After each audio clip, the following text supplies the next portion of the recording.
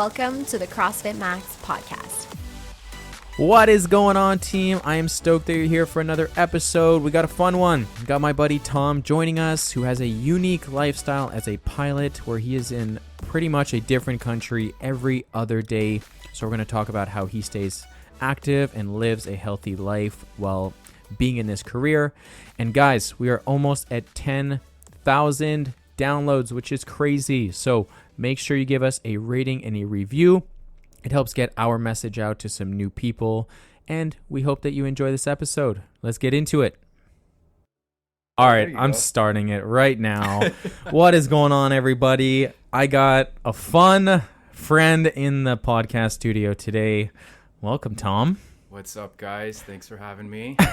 Wow, bringing a lot of enthusiasm here. Listen, I was just thinking, you started off strong with Alan, heavy hitters right out the bat. Then wow, Coach Maria, and then Justin. And Justin last week. Now me. Like, am I your last resort? Is this it? Susie, it's time for you to come back. We're going downhill from here. Okay, so we're gonna talk a lot about your career. We're gonna talk a lot about traveling and exercising. But first, my friend, what I would like to do is I'd like to give the listeners a little bit of background on your CrossFit career. All right. So how long have you been doing CrossFit for? I started CrossFit in 2018, late 2018, actually. I was never really an active kid. I didn't come from a family of athletes or anything. They valued more what's in the brain than the body, Okay. Musicians, actually. And then I like in high school, grade 7, 8, 9, I wasn't active at all. And I would play, ball hockey in the street with my neighbors. And then one day I said, I want to play ice hockey. I had no idea how that works. I showed up to day one of the camp at in Il Bazaar for the city, I didn't even know how to brake on skates. I was just slamming into the boards to stop myself. And then by Christmas, I figured out how to skate.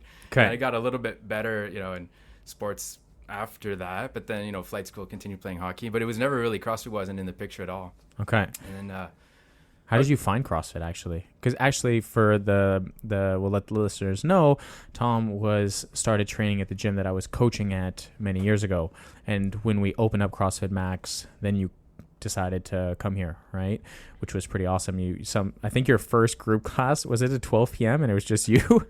Here at the gym, it was just me. He's like, all right, I'm going to come in. And I was like, oh, awesome. I have a 12 p.m.er now. This is so great. And I still come at 12 p.m. actually. You got to set the foundations for good habits, So you joined, you've been doing CrossFit now 2 years here, almost 2 years. 2 years, yeah. Have you gotten when did you start here? Was it like October, November? No, it was September of September. 20, so it's quite early then, actually. You started, yeah, exactly. Wow. I started in 2018. It was in Laval. It was CrossFit Laval. I had heard about it from my friend who was my roommate back in school. He had started CrossFit. He's considerably fitter than I was. And I thought, yeah, maybe that's the thing for me. I tried going to the regular gym, the chest, bras, dos, or whatever. I used to think, a little bit of biceps. Yeah.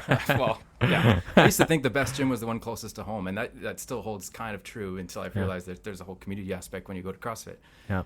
And then so that was in Laval, and the coaches were nice. I actually enjoyed that. Was it CrossFit Laval? CrossFit 440. 440. Okay. Carrefour Multisport or whatever on the corner, like on the highway 440 and 15, I guess. Okay. And the coaches were great, but I mean the ambiance wasn't all there. I mean, to give you an idea, Matt Delarue used to train there as well. Oh, really? We didn't I didn't know each that. Other. Oh, no but way. We only met each other here, and we realized, wait a minute, we've seen each other years ago, pre-COVID. But gotcha. That was the mood over there. You didn't really chat with the other people too much. So they didn't have a strong community aspect there. Yeah, not much. Great coaches though. I'll give them that. Okay.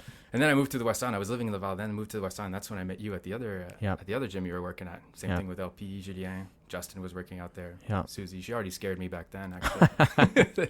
And she carried that over here. Left permanent damage. Permanent damage. Yeah. I remember it was kind of funny. You guys would always, I don't know if it was just her though. I remember there was a few times because Susie was newer into CrossFit than you were. I mean, I think you had like at least a couple of years on her. Yes, at least one. And then I remember her saying like, I was doing like a workout and Tom made a chirping each other, chirped me and made a snarky comment. So I decided, I was like, all right, I'm gonna pick it up a little bit, and then I would beat him, and then and then So I don't think it was just her. I think you guys had some good banter between each other already, and she good competition, I guess. That she would mostly win. I'll give her that. But I'll get you back. Yeah, that was my chance, if anything. So backtracking here. Yeah. You started CrossFit in 2018, you said? 2018, yeah, in the fall of 2018. Okay, and then so you said growing up you didn't really play that much sports. No, it was only like late teens. 14, Were you 15 like years old. we had Justin in the podcast last week and we talked about both of our childhoods. I wasn't super active. He was active in swimming, but then kind of fell out of it. Yeah. Did you ever get into sport at all? Like you got into hockey a little bit? Yeah, that was it. I mean, I remember we were doing track and field in high school. Yeah.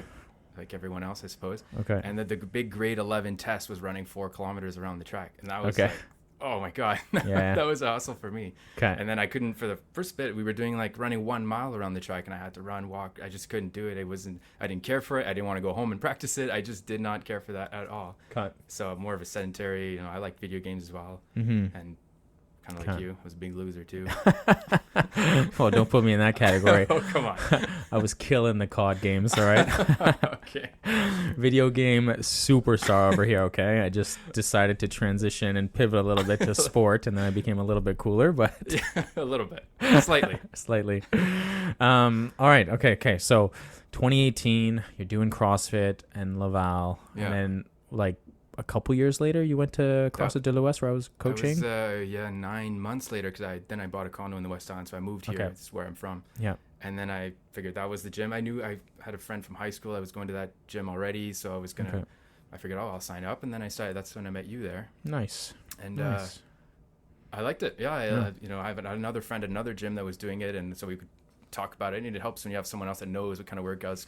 Like, no one wants to be the CrossFit guy that's telling the other gym bros, like, oh, you should see this AMRAP I just did. They don't want to hear about it. I think that was me for the first 5 years of CrossFit. What was the rule? If you didn't put it on Instagram it didn't happen? Yeah. Guys, I swear, CrossFit's super cool. You're going to throw up after every workout. Yeah. That was the old school CrossFit mentality, man. Yeah, Pukey was his name, right? Yeah, Pukey the Clown was the CrossFit mascot at the time. Yeah. I've never met him. That's good. Same. I've actually never thrown up from a workout before, which, it's good. Yeah, this is good. Yeah. You guys should really try CrossFit. It's great. All right, so quick. And then that gym changed, and then COVID happened, stopped CrossFit. Yeah. Tried, doing some running at home, followed a 10K program that worked pretty well. It was with Alan as well. With Coach Al. Coach Al. Which you're on his half marathon program right now, which is cool. Yeah. Race on. Race on. I'm going to crush you, dude. I'm going to absolutely crush you. You know what? I did a 14K last week, man. And I got to say, I questioned everything during that 14K. Wow. I ran it with Justin. He actually came with me. And, man, to be fair, we did run at 11:30 a.m. Okay. And it was already 29 degrees. Yeah. And then plus like this, plus the humidity, there was no shade on the run at all. So it was like 35, 36 with the humidity and everything. And man, at like 11 kilometers in, I was in a deep hole, man. Justin's like, come on, with just a couple kilometers, you got this. And we saw like a little crash, one of those water things for kids. And I was like, I'm running right through that right now, dude. And I was soaking wet after, and it just revived the heck out of me. But yeah, so half marathon, we're going to be competing against each other. Sure. Yeah, I'll wait for you with the beers at the finish line. Don't worry about it. They might be warm by the time you get there, but...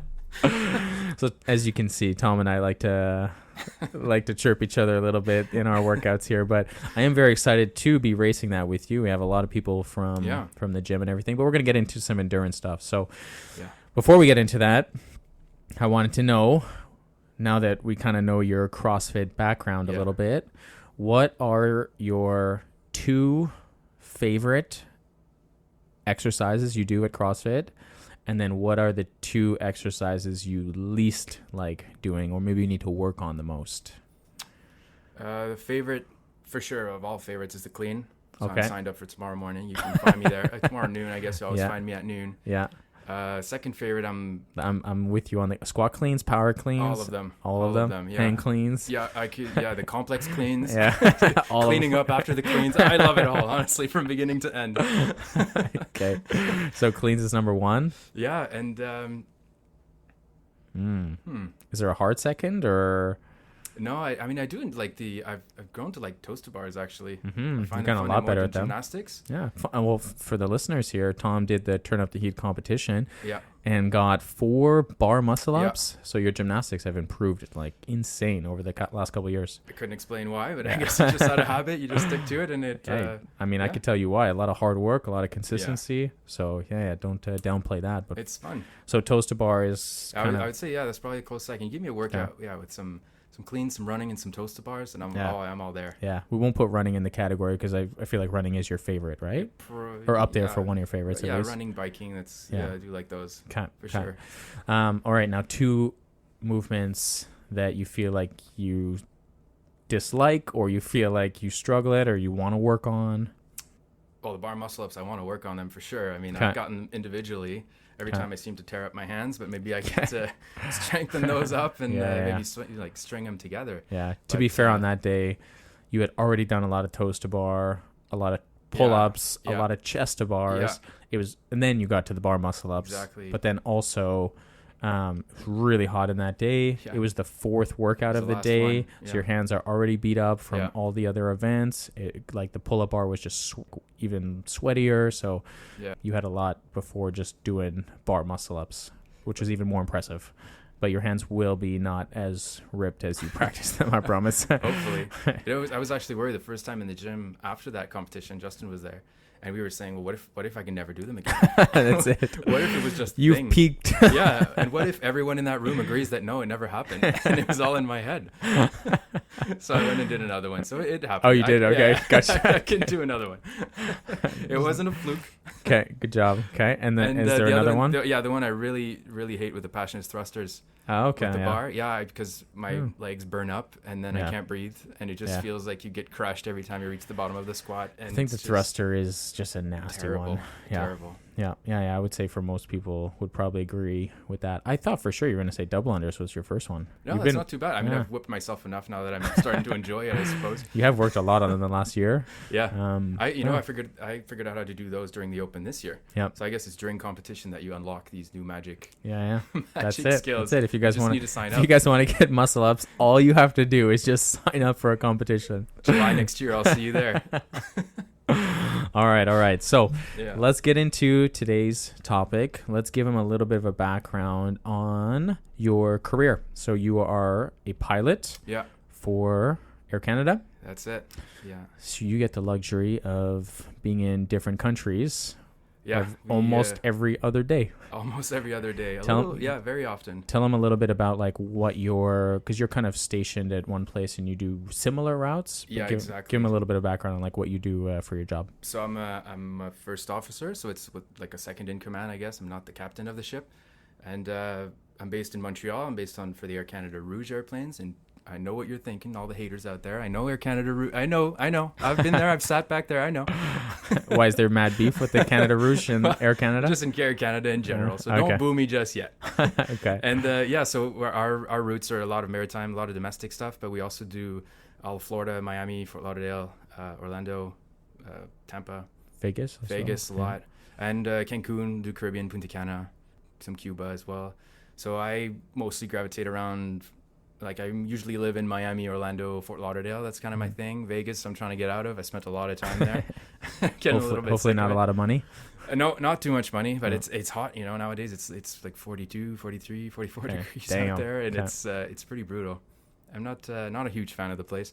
So that's it. And then the schedule, it's 16 days a month. It's rotations from one day sometimes, but mostly 2 or 3 days, sometimes all the way up to 4. Okay. And then that's 4 days. It's 3 nights in the hotel, 4 days on the road. Most of the day you're spent in the airplane flying. Mm-hmm. So yeah, which comes, you're not sitting around eating the nice lettuce at the hotel, Yeah. And, we'll get into the healthy side of things, but yeah, there's lifestyle challenges for that too, and then and that's about it. So I usually say Caribbean, North America. That's where those are my stomping grounds for now. I traveled before. I do a lot of Mexico, all over East Coast, West Coast Mexico. I've flown to Europe a whole bunch, all around Europe. Okay. Morocco, and yeah. All right. So it's about 16 days of traveling. Per month. Call it 4 days a week, on average. Gotcha. Yeah. And so what Well, something I'll let the listeners know here, and I don't know if I've ever told you this. Susie and I always joke about this with you. Oh, no. We find you to be the avatar client of CrossFit Max. Because we always joke around that, well, I don't know if you know the name behind the gym, but, you know, it's named after our dog. Yeah. But it's not just our dog. The name behind it has a few different meanings of a golden retriever, right? Okay. And a golden retriever is essentially up for anything. So like if you want to go for a 5K run, he's down to go for a 5. He doesn't even know how long. Like he's a dog. You put the collar on him and you start running and he will run forever. And, and he's kind of like that. Yeah, you're just like, all right, like put the collar on me. What are we doing? I don't even care what we're doing. Just like let's go, and you just tell me when we're stopping. All right. Oh, you want to throw frisbee? You want to throw a ball? I'm down for that. Like you want to do some CrossFit? You want to do some biking? You want to do some running? Like whatever you end up doing, you always do it with like a smile on your face, and you're never like you joke, you make a bunch of jokes and stuff, but you never complain. Just say it. Complain. Well, I don't necessarily know if you complain. You make jokes, but you never like I don't feel like doing this. You know, like you're not the person where I didn't have a good night's sleep, so I don't want to go for this run, or you know, this sucks, or this is not fun. Like it's not a complainy way. It's more of a joking way where either you put yourself down or it's probably a stress coping mechanism exactly, to just try to lighten the mood and joke around even though I'm hating. Yeah, but like literally you're like Max, you are a golden retriever here. No, you've never told me that. So I'm not going to wear a collar. If that's where you're going with this. But I had the perfect leash for you. Oh no. So nor the tail. No tails.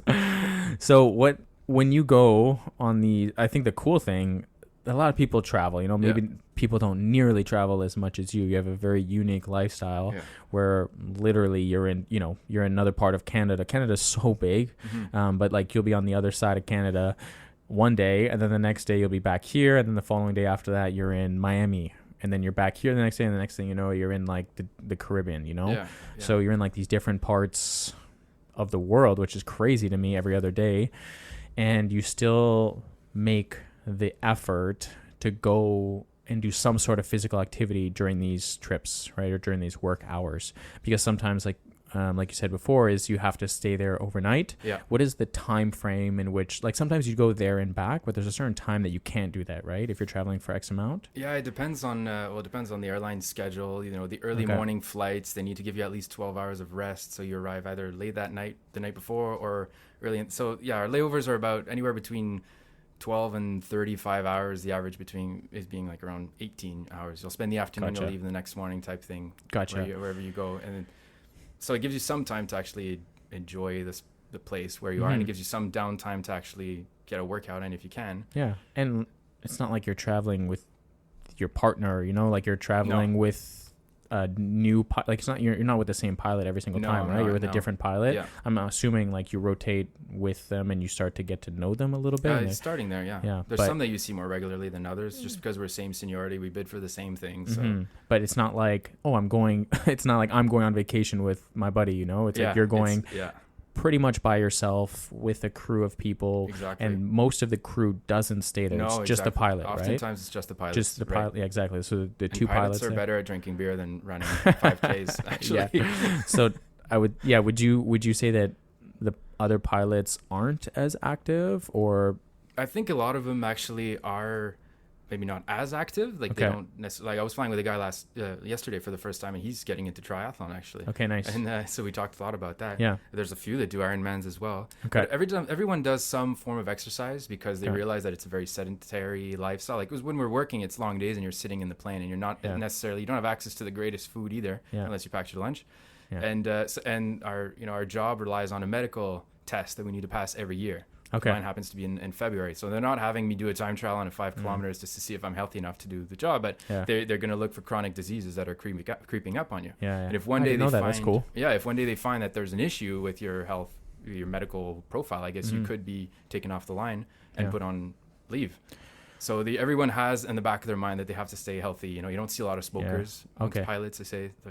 I would also imagine if you're in a plane for 8 to 10, 12 hours sometimes. Like our flights, the longest ones I do are maybe 5 hours and 5 hours, 15 minutes, okay. something like that. Yeah. So I would imagine that not being able to smoke for that amount of time would be pretty rough if you did. Especially Yeah. once you land, you don't necessarily have a smoking pad just out by the end of the wing there. Yeah, exactly. So. Yeah. Just roll the window down while you're flying.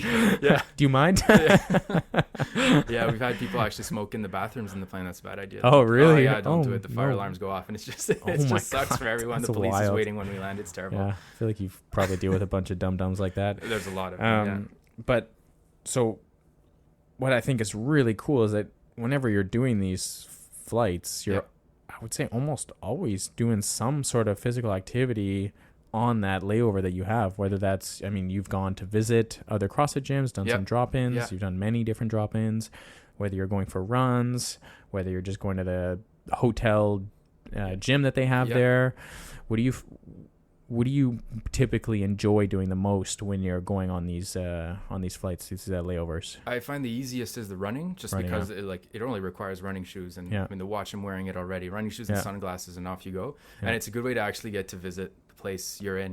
Like Miami, our hotel is downtown, just by the waterfront. So if you go for a little run outside, it's pretty hot. Yeah. But if you manage to handle the heat and you go for a run outside, you're running in these nice neighborhoods on the water. There's nice houses. There's you get to visit while you're actually getting your workout in. So I find that's the best way on layovers. But hotel gyms sometimes, it's often treadmills and ellipticals and dumbbells from 10 to 50 pounds, and that's about it. But have you dropped in?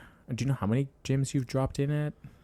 So I've done one in Switzerland. That was the first time. I did one in France, Amsterdam with Siobhan this summer. Yeah, his partner. Vegas a couple times. Yeah, Siobhan's my partner. in Vegas a couple times. Yeah, so I guess I'm at 4 gyms now, and a few of them I've been a couple times. But I usually just look. There's CrossFit gyms. Have you gone to a CrossFit gym in Miami yet? No, not yet. Oh man, you got to go. There's Peak 360, which is on South Beach. Yes. Okay. Oh, I don't know if it's in South Beach or not. I'm not sure if it's in South Beach or if it's more downtown Miami. Okay. But it's do you know Noah Olson? It's the gym that he trains at. Anyways, he's top CrossFit Games athlete, and it's probably one of the most well-known CrossFit gyms, probably all in Miami actually. Oh, really? But one of the most well-known ones in the U.S. So you should give that one a check. Yeah, I'm going there at the end of the month. That's a good. There's like a cool. I mean, it's probably going to be freaking hot. I can imagine in August, and they don't have AC. By the way, I think isn't it indoor outdoor? It is. The one I'm thinking of? Yeah. So there is an indoor and there is an outdoor area as well. It's 35 degrees, 100% humidity. Yeah, sun's beaming down on you. It's going to be hot for sure. They're doing thrusters. Fucking thrusters. Thrusters and muscle ups. You're like, all right, this is gonna be great. I'm gonna crush it.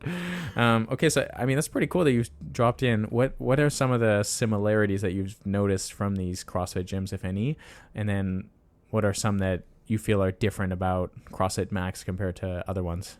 Well, like CrossFit, the language is universal. You show up when I went to Bern, which is the capital city of Switzerland. So that's where I did the first one. The class was mostly run in German, actually. Well, they knew I didn't speak German, so they would like translate some stuff. But on the board, it's still written whatever cleans, squats, and it's pull-ups. It's still written have like in AMRAPs English and stuff? terms. Yeah, it's the same English terms. So at least I knew what I was talking about. I knew it was on the board, and same thing in France. Like the coaches were speaking French to the other athletes. Yeah, which. I mean, I speak French. That's not a problem, but still, the common language is there, so that's fine. It's all the same movements that you know. Yeah. And but I don't find I haven't seen another sense of community like what we have here.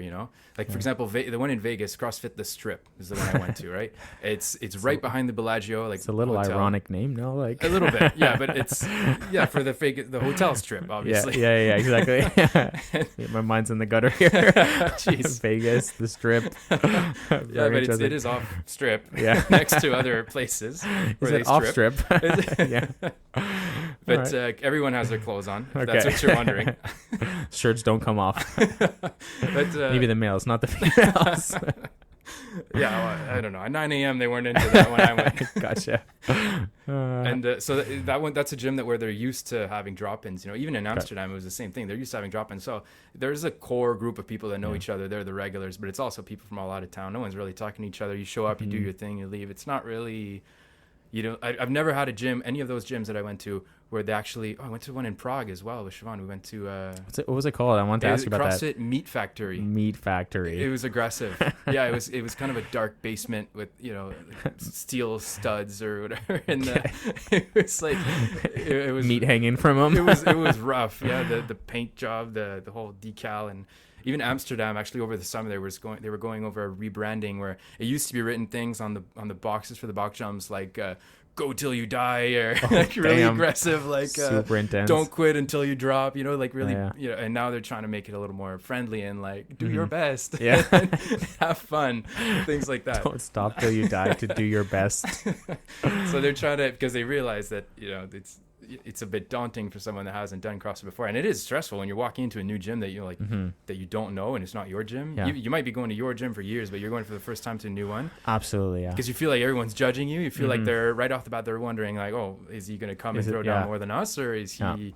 What is he here for? Can he do muscle ups? You know, they're like, I would probably Yes, say I that's I'd probably say that's the biggest fear, and I try to tell so many people. That's one thing that I hope the listeners will get out of this. If you guys are traveling to a new country for vacation, I highly recommend you go try a CrossFit gym just to see what it's like. And what Tom is saying right now is so true, because even when I went to Australia, I mean, I'm a CrossFit affiliate owner. I've been doing CrossFit for 10 years. you think they'll introduce you or something. And I still get nervous going into these gyms, you know, like I still get the butterflies. I go in there and I'm like, oh, shoot, like I'm the new one in the class, you know, I'm like looking around, you know, and so the hardest thing to do is just get out of your comfort zone and just go to a new CrossFit gym. But it is a relatively fun experience, and it is cool to see the difference. Some gyms are hardcore like that. Some gyms program slightly different. Some gyms are coached differently as well. But you have to believe that you have all the tools that it takes to go and succeed in another gym for a drop in. You know, especially you know for training here. Movements. Exactly. You know all these movements. You know how to. You probably know your technique for doing the clean or you know, whatever it's on the board today. So just trust yourself. It's going to be fine. It's going to be okay. I haven't seen many coaches that are actually going around in other gyms, especially to the drop-ins, to try to help you out. They just assume, oh, this person's probably been going for 10 years at their gym back home. They don't need my help. But you have to, you know, trust yourself. You will be successful. They don't. I found the coaches over there, they don't really walk you through warm-ups the same way you do. Let's say it's a little bit more of okay, wave your arms like this 5 times, okay, now this way 10 times, okay, now, and then you're barely going through the 8, 7, 8, 9, 10th repetition of what he just said. He's already laying on the floor showing you the next thing, and it's like you're running behind this coach trying to do the same warm-up with him. It's a little bit, it feels a bit like a gym class at that point. It's not so much, it doesn't feel as they want it to be guided, but they're not guided. They're not waiting for you to actually go through the movement properly. So it's a little bit less structured, I guess. Yeah, it's stressed. It's rushed. It's rushed. It feels rushed, you know. And then, But I think that's part of the fun factor of seeing how it's run differently. You know, like when I went there with Susie in Australia, it was literally 1 rep max clean and jerk. That's all we did for the full hour. Wow. And I was like, oh, all right. Okay. And like, luckily that coach was good at like running us through a barbell sequence to get us ready for it as we built up to it. But we had hesitated to go back to that gym because where we go in Australia, it's more of a beachy town. There's not like the CrossFit gym that we went to was the closest one, and it was like a 25 minute drive. And we had gone the year before this, and we've talked about it on the podcast, where we had a long workout that took us, it was a 3-rounder for time with like an 800-meter run, wall balls, and toes to bar. And it was long. It took us like 35 minutes to get it done. But I remember going out for the first 800-meter run, coming back, and it was only Alan, Susie, myself, and I think 1 or 2 other athletes. So we're a small class.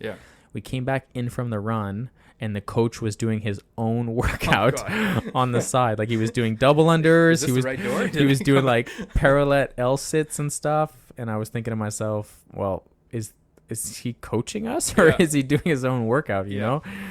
So it was odd, you know, and I felt the sense of like, oh, do I want to go back to that gym? And I was happy I did in the end, because it was a different coach, and he ran like a really good barbell sequence to get us ready. But still, it's a little bit unique to do 1 RM clean and jerk for a full 60 minutes. For sure. It's like you showed up on week 12 of 12 and you're yeah, I guess, but it's like just that. I'm like, okay, I guess that's what we're going to be doing. Yeah. And it was a huge class too. There was like 15 people in the class. So wow. the energy was higher. It was fun in the end, but it was just a unique experience to see how they ran it and everything. But that's part of the fun, I feel like, of going to it. It's like you're nervous, but also I know what CrossFit Max does, but I'm curious to know, what do these other gyms do? And especially like when you're in a new country, you're going to have different people there, different coaching, different philosophies maybe. And I found like the tools that you gave us here, you know, like I sent you a nice message about that once, the thinking athlete, you did, you know? Yeah, I looked like such a brown nose that day. I meant it. It's true. I meant it because I showed up and I knew. took extreme pride for that. But it's true. You showed up and you have the right tools. So you're looking at this workout. I could almost point out what I wish the coach would have told me, but it's fine. I knew it because I had your voice or your knowledge in my head telling me like, oh, this is what you heard my voice. This is the stimulus. This is how we're going to approach this thing. Yeah. This is the part where the workout's going to hurt. You know, I was able to think about it. Yeah. And so what Tom's talking about is we talk about the thinking athlete quite a bit in our groups and in our program here. And that's giving you guys the tools to look at a workout and to understand what's about to happen rather than just kind of being like zombies or, you know, just listening to what I'm saying and then just doing that. It's like, okay, like you should be able to learn from your training sessions. What was hard, what was easy, where could you push, where did you have to slow down, and coming out of a 60-minute session, learning from that, and then being able to bring that knowledge to your next class. So it's pretty cool that you did send that you went to a gym that you felt was maybe a little less coached. Maybe. Yeah, absolutely. I remember the first class I did at where you used to work, and it was the first time you were coaching. And I still remember that work. I can't remember the workout itself, but I remember the finish. I don't know if it was a finisher piece. I don't know what you want to call it or whatever. It was some kind of front rack farmer walk with with kettlebells. Okay. And the other class was starting. You didn't have much time. There was a big group of 10 or 12 or whatever. You guys, okay, you guys are going to do this. It's whatever, 50 meters back forth with these kettlebells. And you said, like, in the moment, it was so effortless. It was like a couple sentences. You're going to do this, but I don't want to see this, and I don't want to see this, and I don't want to see this. It's like you just called us out on all the bad things we were about to. You knew exactly where we were going. Yeah. And I like that because it's the sort of, before you even get started, I already had in my mind, like, wow, he just called me out. That's usually how I do it. I usually also hunch over a little bit, right? Usually. And it's that kind of thing where if you come up with the right bases that you learned at the gym, you don't need someone else to tell you in another. You're bringing in your own baggage of knowledge or whatever. Yeah. You're not just bringing your own fitness that you got at the other gym. You learned something as well that you can carry with you when you're traveling, right? I appreciate that, man. Yeah, I'm glad you remember that. Yeah, it was a good session. So what would you tell people who are a little bit maybe hesitant to either, you know, go for a run or go for a CrossFit class or go to a gym? You know, like I've done other random gyms. Susie and I, when we went to Miami, we did a CrossFit class one time, but we also went to a like a Sweat 440 boot camp place, you know, and it was like 40 minutes, 4 different stations, and it was just in and out. It was super quick. It was right next to where we were staying. But what would you tell the people, like what could remove some of the friction points so that they actually go out and do that stuff? You know, by incorporating a bit of active lifestyle while you're traveling, it helps you enjoy the traveling a lot more, I find. If you're just going away for 2 weeks and you're eating and you're sightseeing, they love to say I'm walking all day. You know, it's not enough. But to bring a bit of that healthy lifestyle that you have at home with you and forget about all the other stresses. The most important is you're doing this for yourself. I'm bettering my vacation by actually going out there and being active because I'm going to crush that pizza when I'm done this workout. Yeah, that's part of kind of balance, right? Exactly. Yeah. And I do believe it will help you enjoy your vacation a lot more. Just spending that 1 hour to remove the guilt that you have of not being as active as when you're going 5 times a week to CrossFit Max when you're back home. Yeah. Just go and drop in and forget about all the other noise. No one's looking at you, and everyone's doing their own thing. It's not like you're getting judged. Yeah. So you just think about what the benefit to yourself and trust yourself in the process and just go out and do it. Love that. Are there things that you make sure you do? Like, do you make sure like you always pack workout gear? Do you always bring your running shoes? Do you bring your CrossFit shoes? For you, I guess you know exactly where you're going. You kind of know what's in the area. Yeah. You have a little bit more of a plan. But what are some of the things that you do to make sure that you're going to hit your training sessions? So I always have my running shoes with me. Running shoes, hat, sunglasses. That goes everywhere. Okay. The CrossFit shoes and the grips. Honestly, those are the two things like you really need if you're going to go do a drop in somewhere else, because you can't go and do cleans with your running shoes in another gym. You're going to end up either destroying your ankles or your shoes. Yeah. So something's got to give. Yeah. Otherwise, I try to plan. I look ahead. I know I'm going to. Well, now I'm going to Miami. Like I said, at the end of the month, I'm going to look up the gym, and knowing that I'm going there, I'm going to bring my CrossFit shoes and all the gear. So you have to plan a little bit ahead. That's huge. That's a big one right there. It's like most people know exactly where they're going for exactly how long they're going. So just a little Google research. It's quick. Yeah.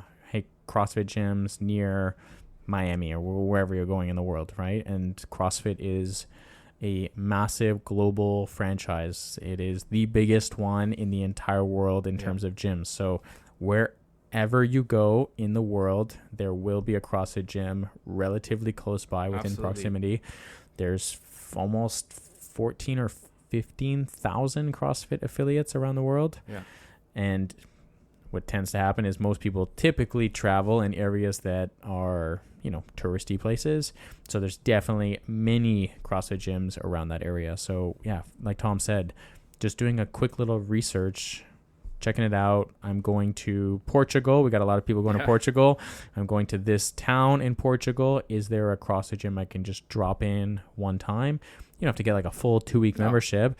And like Tom said, that's kind of the part of balance. Like you're going on vacation, you're going to eat the pizza, you're going to have maybe a little bit more alcohol, you're going to enjoy your time on vacation. You don't have to stress about all these things.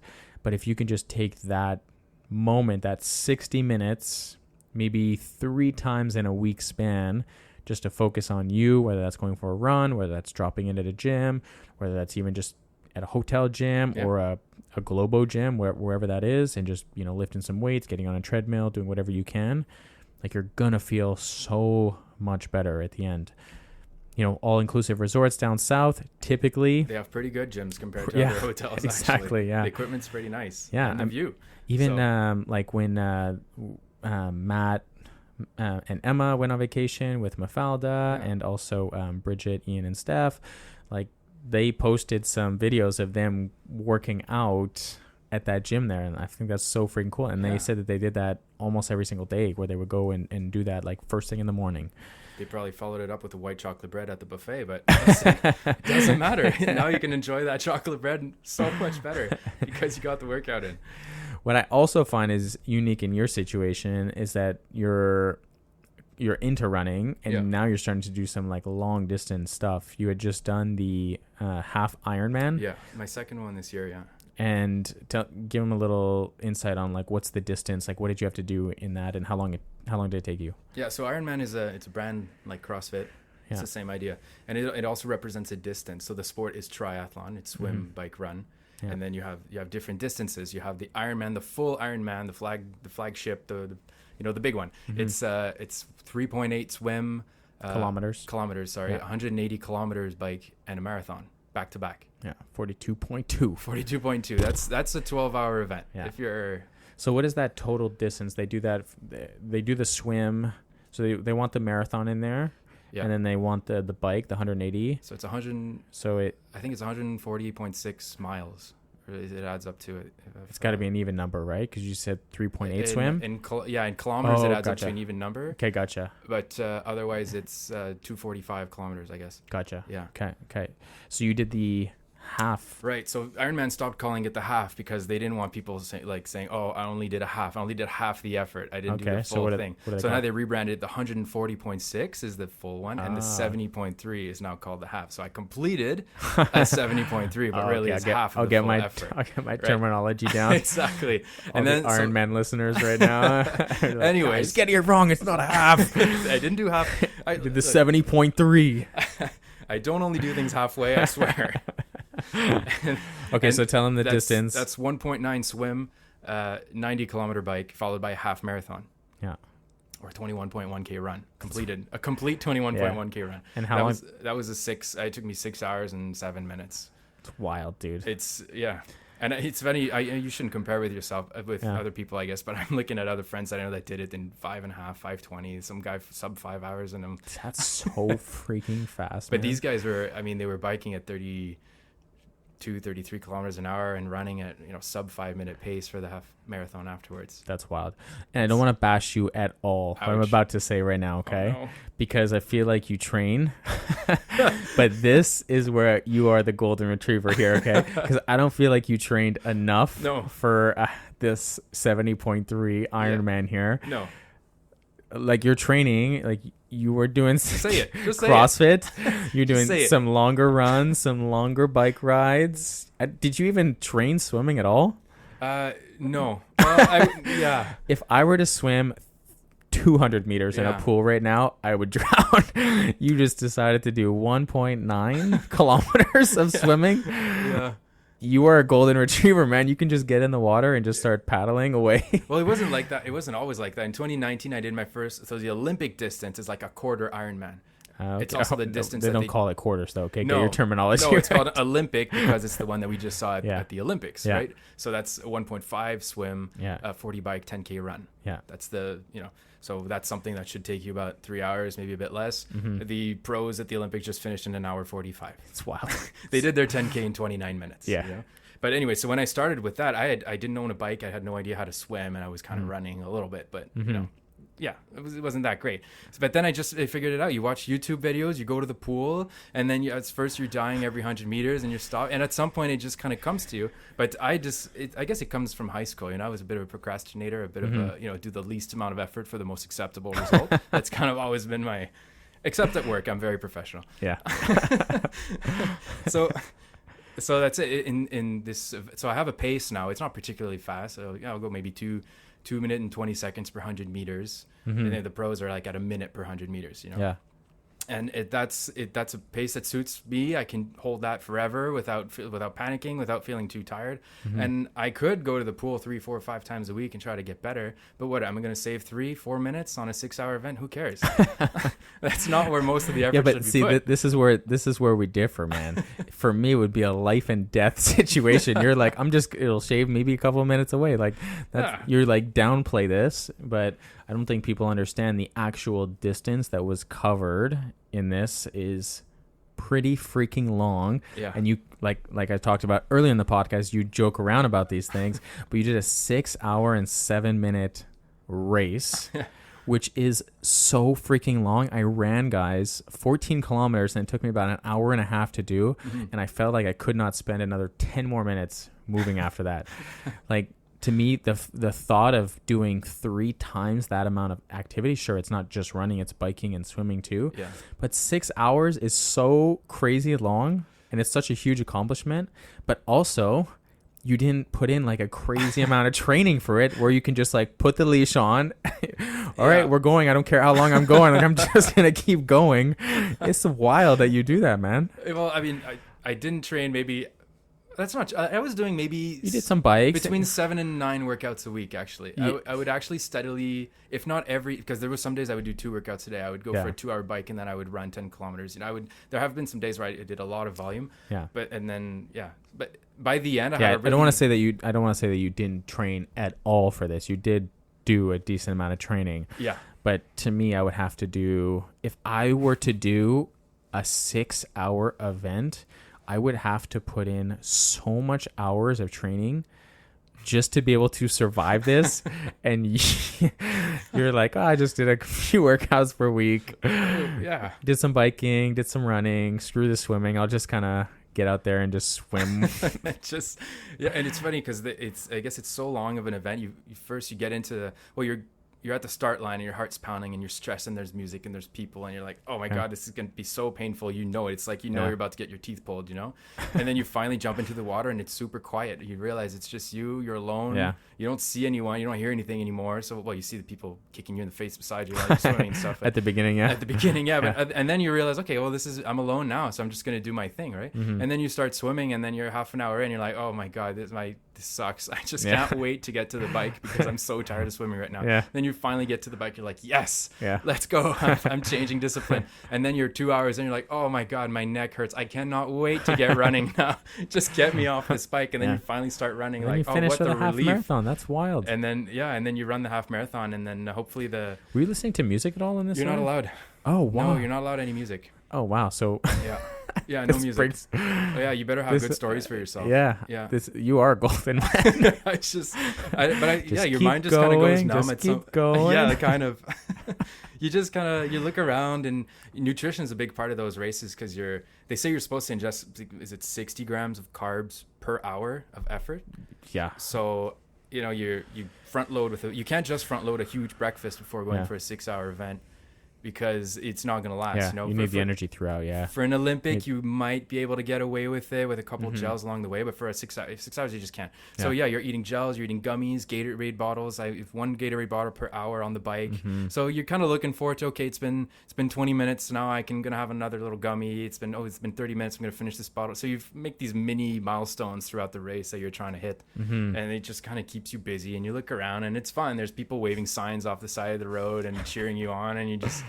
Yeah, sometimes you start talking with another guy on the bike next to you, and oh, this is your first race? Cool, me too. See you at the finish line. Yeah, exactly.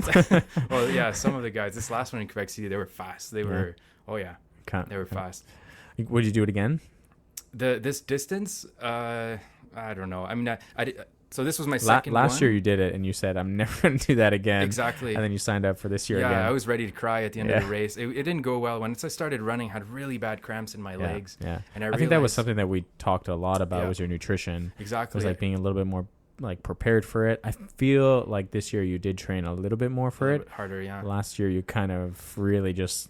And I didn't realize, I guess when you sweat a lot, you're depleting your salt reserves in your body, and that can lead to some... cramping. So in this case, it will certainly. So in this case, what I did, and it was a little bit colder this day, there was a bit of a breeze, it was easier. Okay. And this day I put some element supplement in my Gatorade, orange, in the orange. Oh, no Gatorade. Way. Yeah, exactly. Oh, interesting. And that helped. I started running, no cramps at all. So that made a huge difference. Yeah. And it allowed me to... Yeah, endurance training, man, it's whole other level, man. But I think, anybody can really... You just need 3 things, I think, to do these. You need a goal, you need a plan, and you need accountability. If you have 2 of these, it's not going to work. You need to have all 3, right? Gotcha. The goal, right? So like you talked about SMART goals once. It's specific, measurable, attainable, relevant, time defined, and time. Yeah. Exactly. Yeah, exactly.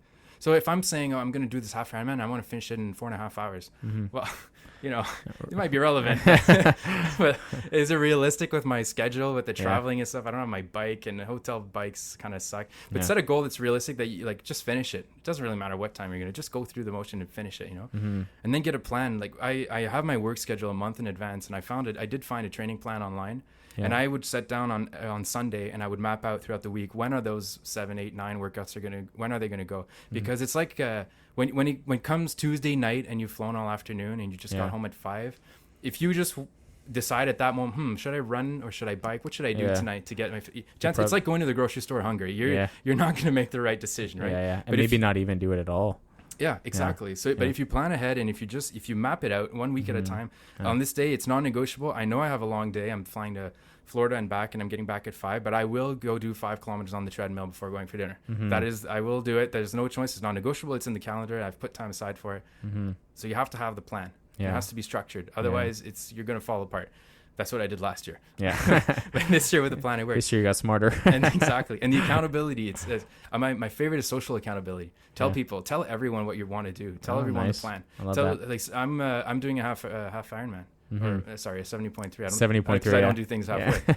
But I was telling people I signed up in October. I feel like all throughout the spring I was saying it. Yeah, you were, yeah. But the more you say it, now people know it, and they're asking you, how's the training going? Well, if it's not going, you're gonna have a hard time keeping up. So now you have this pressure. Maybe it's because I care a little too much about what people think, but now you have this pressure. It does help though. Like, I've been documenting my half marathon training, and it does definitely have that little bit of boost, whether that's on Strava or whether I've been making those videos on Instagram. It definitely has that sense of outside pressure where there's no backing out now. You've kind of said it out loud. And then I think the more painful than the race itself is actually not doing it, and people thinking, oh well, he said he was going to do it and he didn't. He actually didn't go through with what he said he was going to do. That would hurt me much more than actually going through. That's a personal thing, I guess. So the social accountability for me is a big thing. Just sign up for the event and go ahead and do it, and then the rest will fall into place. You'll figure it out. It'll work out. Would I do this one again? This distance, probably not. That was, I don't know. I guess I did it twice. I proved I can do it twice. Might as well just do the full one now. Well, yeah, it's funny. Max from the gym we were talking about that on not Sunday. The golden. No, not the golden. But the golden would probably also go with you. Just an FYI. Probably.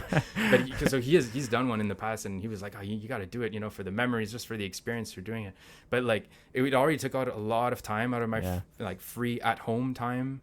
Doing training for this one, and the other one is double. They say it's double the distance is 4 times the effort. Doing a full Ironman, it means being ready to wake up on Saturday morning early to go and bike for 5 hours and come back, and then you're like, oh, it's fine, I'll go at 7, I'll bike for 5 hours, I'll be back at noon, and then I'll have the rest of my day. But no, you're completely destroyed when you come back from that bike ride. And then there's a joke in triathlon that says, like, if you're still married, you haven't trained hard enough. So I don't know if Siobhan would really appreciate it if I was taking that much more time to train. Plus, I don't think I'd be able to commit that. Like it was already the amount of time and discipline to do that. It does take a lot more time. That's something that I do appreciate about CrossFit. It's like 60 minutes in and out. You're gonna get your weight training in. You're gonna get conditioning work in. You're going to get mobility work at the same time, going through ranges of motion. That's why we really focus on that when we're doing our strength work. You're going to get like the complete package, everything that you need to develop a really, really healthy lifestyle in 60 minutes, in and out, and then you're done. Exactly. I do find that, even training just for a half marathon, which is a fraction, a part of what you did for the 70.3 here. Thank you. It does take a decent amount of time. Like when I did the 14K on Thursday, I was like, okay, like I have to plan out like at least an hour and a half. Like and I got to warm up before that as well. Like that's not including the warm up and everything. And coming down from the workout afterwards. And I was wrecked after. It was so freaking hot that day. Like it took me a solid maybe hour to just come down from the heat exhaustion of that workout. And I was also wrecked after for the rest of the day. Your body does get used to it after a while. It does feel easier. I do remember telling Susie just a few weeks ago that, wow, 5Ks used to feel really hard. I can't wait for 10Ks to feel as easy as 5Ks do. And now I'm kind of at that point where 10Ks do feel relatively easy now. I have to do a little bit of longer distance than that. So it's going to be interesting to see how I adapt to it. But even just going back to like people traveling, having that plan in place, if you just freeball it, like, we'll just go there and we'll see what happens. You won't do it. There's very minimal chance that that's going to happen. Also, something else that's good to do is just getting it out of the way early into the day. Just getting there. All right, well, I just woke up before breakfast. I'm just going to go to the gym right now, and I'm going to go hit up a quick, like, 40-ish minute session right in the hotel gym, or I'm going to cross the street, or I'm going to just go do a early 8 a.m. group class at the local CrossFit gym, and just getting there and getting it done first thing in the morning. I find that is the most optimal way to succeed in making sure you get your fitness done on vacation. And it does help if you have a partner with you. Like my Siobhan and I, we both enjoy running and biking. So it is really cool. Vacation. When you guys are out there, I see on your Strava like both bike together, both ran together. Well, we're both doing the half marathon at the end of the year. So last week we were in Amsterdam and we were running. We were doing our programs. We were running. Is there together. a little inner competition between you two right now? No, I'm gonna beat it for sure. It's no competition. Love it. I don't know if you guys are going to be in a relationship next week. I was just thinking, wow, this episode comes out tomorrow. She's going to listen to it at 1 Amsterdam time thinking, oh, this little... It's going to be fun, man. We're a big group of people. Yeah, we're a big group of people from the gym that are going to be at that race. Yeah. It's gonna be fun. There's gonna be a lot of CrossFit Max athletes, and I'm looking forward to some people doing their first half marathon. Some people are gonna try to PR their half marathon. Some people are gonna try to beat their partners in the half marathon. None of that. Finishing crossing the finish line hand in hand. No, we don't do that. No. Oh Yeah. man. But I mean, and another thing I was thinking about the traveling that it's gonna be tough. We were talking about the people going to Portugal. There's, I find like nutrition on the road is especially difficult. Yeah. Because there's a difference in restaurants also between North America and Europe. Like Okay. when you go to Europe, the Europeans, they cook at home. They wanna eat the healthy food whatever they can at home. So when they go to the restaurant, it's to treat themselves. So try going to even I think. When we went to Portugal, it was the same problem. But for example, Italy, spend 2 weeks in Italy. Try finding a salad. Try eating vegetables in a restaurant in Italy. I dare you. Oh, it's hard? You won't find it. You'll find salads. The salad is most likely going to be a caprese, which is 50% tomato, 50% mozzarella with olive oil. I swear you're going to have a hard time, or stuff with olives. You're going to have a hard time finding vegetables on the road. Okay. So that's difficult. Whereas in North America, especially in the States, you go to the restaurant because you don't feel like cooking at home. So the restaurants cater to that, and they have a bit of everything. True. Now in the States, you'll go for the salad, and you, like I don't know, go to it's called Cheesecake Factory. They have a huge menu that's like 20 pages with 50 items per page or whatever. And you have a great selection of salad and whatever they call it, superfood salad and all that. But the portions are so big. It's like 2,000 calories per salad. It is a salad, but it's massive, you know? Okay. But so when you go to a restaurant over there, it's really to substitute cooking. So you'll have a better time finding a bit of everything. The quality of the ingredients will not be there. It will not be the same as what you'll find in Europe, but it will be a little bit easier. But you'll find, so our friends going to Portugal soon, you're gonna, good luck. It's definitely difficult. It's going to be hard. Do you feel like the food will be a little bit more fresher in Europe though? Definitely. Yeah. It's going to taste different. I find it tastes different. Just the bread tastes different. The butter tastes different. I guess the base ingredients are different. They don't have to ship as far. They can grow a little more locally than we can. Okay. It's tough on the road trying to maintain that. But it is important that like there is the aspect of balance, but you do have to kind of be mindful, like you said. Like you want to try to make some health conscious decisions on the trip. You definitely don't want to just go eating McDonald's and stuff on your vacation and just splurging. You want to enjoy, like you're probably going to drink a little bit more alcohol for most people, a little bit more wine you have to enjoy and stuff. You are on vacation. Yeah, exactly. Yeah. But things like making sure you're packing working out outfits and shoes, making sure that you're doing a little bit of research on where can I go around the areas that I'm going to be traveling to, making sure that you try to get it done in the morning rather than waiting, we'll do this activity and then after the activity I'll go work out. Probably unlikely that that's going to happen, right? And then like you said, maybe even having an actual goal or something you're signed up for just to help with the accountability side of things. Exactly. So once you're signed up for a goal, you don't have a choice. You have to go and do the work. Because no going back. Yeah, there's no going back. Do you want to add any final thoughts, or are we good on that? I just want to set the record straight on Justin. He drinks a lot of alcohol. He does not live like a priest. He does not have a 6-foot wingspan. Don't let him tell you otherwise. He was born with abdominal muscles. It did not happen at 17-year-old or whatever he says. This guy does indulge in the alcohol. But that being said, he does work freaking hard. Oh, he's got a V12 between his ribs, but that's a different subject. All right, dude. We end our podcast the same way every single week with Client of the Week. Pew, pew, pew, pew, pew, pew, pew, pew. Nailed it. Susie, I'm coming for your job. Client of the Week is a wonderful mother at the gym who just celebrated 1 year of being at CrossFit Max, and it was also on her birthday. She did join the gym 1 year ago on her birthday on August 4th. So one day after my birthday. And it was funny because when I received her free trial request, I was like, wait, hold on a second. We have to get their date of birth. And I was like, that's today. What the heck? So I thought that was pretty cool. But shout out to Jess for just being a really good role model to all parents, to just all humans who have a career, have two young daughters at home, have influenced their husband to get into Absolutely. CrossFit. Mike has been crushing it. I think he's upped his membership too, hasn't he? Just upped his membership to 3 times per week, so I'm super pumped about that. But she had a massive role in getting him to just join the gym after several months of trying to push him and push him and push him. He finally joined, and I think from what I remember is that he would join things, then back out, and join things, then back out, and he never really stuck to it. And now he's been here for a few months now, and he actually went the complete opposite direction and ended up, like you said, upping his membership to 3 times. Yeah. And she just turned 31. She has 2 beautiful daughters at home. She's also training for the half marathon as well, and she's freaking fast. You guys just did a run this morning together.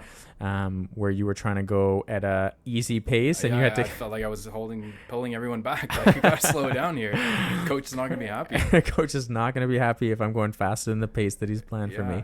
But Jess is just someone that always has a massive smile on her face. She's always like trying to talk to everybody in the gym as well, which I really appreciate that. And she actually also just told me yesterday, she's like, not only was it my 1 year of being at CrossFit Max, but I've actually never been at a gym for more than a year before.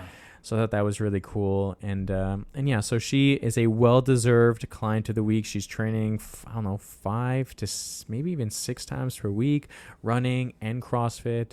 And I just appreciate her being a part of our community. So keep it up, Jess. We appreciate you. We appreciate all you listeners. Hopefully you guys enjoyed Tom being on the podcast. Tom, how do you feel about that? It was okay. It was okay? Yeah, it was kind of like I imagined in my shower. Tom was stressed all week about this. All week. I really toned down the swearing too. You did awesome, man. Thank you so much for hopping on here. Thank you guys for tuning in. If you guys want to support the channel, there is a Buy Me a Protein Shake link down below. We promise to give Tom one protein shake after doing this episode. So. And thank you. And I do apologize for all the listeners you're going to lose after this episode. You did great, man. You did great. I'm proud of you. All right, guys. Enjoy the rest of your day. See ya. See ya.